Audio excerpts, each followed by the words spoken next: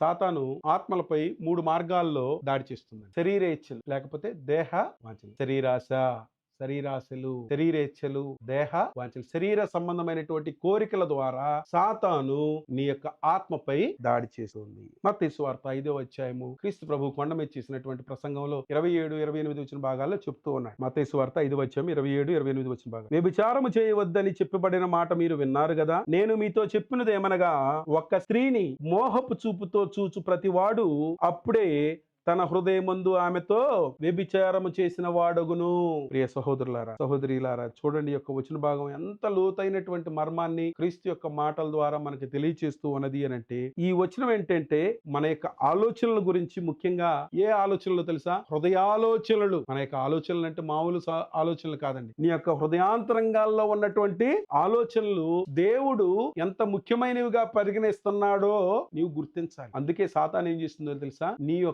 నీకు శరీరేచ్ఛలని కలుగజేస్తూ ఉన్నది. ఇక్కడ శరీర వాంఛలని కలుగజేస్తుంది. అందుకే క్రీస్తు ప్రభు ఏమంటున్నాడు? ఒక స్త్రీని మోహపు చూపుతో చూచు ప్రతి వాడును ఆమెతో వ్యభిచారం చేయుచున్నాడంటే నీకు అక్కడ ఏం కలిగింది? శరీర వాంఛలు అనేటువంటివి కలిగింది. ఈ యొక్క వచనం అయితే మోషే గారు నిర్గమాకాండ గ్రంథంలో ఆయన దేవుని యొక్క మాటల్ని వ్యభిచరింపకూడదు అనేటువంటిది ఆ యొక్క మోషే ధర్మశాస్త్రంలో ఒక స్పష్టమైనటువంటి ఆజ్ఞగా మనకు అక్కడ కనపడుతుంది. కానీ క్రీస్తు ప్రభు ఇక్కడ వచ్చేటప్పటికి ఒక క్రొత్త దృష్టితో, క్రొత్త ఆలోచనతో చెప్తూ ఉన్నాడు. ఏమంటున్నాడు తెలుసా? ఇది శారీరక సంబంధమైనటువంటి క్రియల కంటే కూడా హృదయంలో జరిగేటువంటి ఆలోచనలే నిన్ను పాపంలో పడేయటానికి ముఖ్య కారణంగా ఉన్నాయని చెప్పి క్రీస్తు ప్రభు ఈ యొక్క వచన భాగాల ద్వారా హెచ్చరిస్తూ ఉన్నాడు. అందుకనే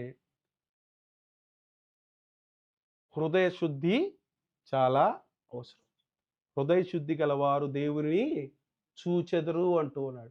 నీవు హృదయంలో ఒక స్త్రీని మోహపు చూపుతో చూస్తున్నావు అని అంటే నీ యొక్క హృదయంలో హృదయ శుద్ధి ఉన్నదా?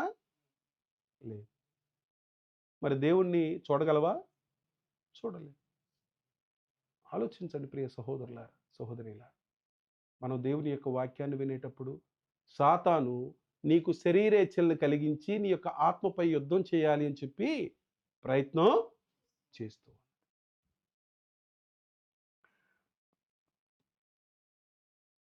అంటే నీవు శరీర సంబంధమైనటువంటి క్రియల కంటే కూడా నీ యొక్క హృదయ శుద్ధి అనేటువంటిది పరిశుద్ధంగా ఉండి దేవునితో సన్నిహితమైనటువంటి సాన్నిహిత్యాన్ని కలిగి ఉండి నీవు ఆ పరిపూర్ణత్వంలోనికి రావాలనేటువంటిది దేవుని యొక్క మాటల్లోని సారాంశం.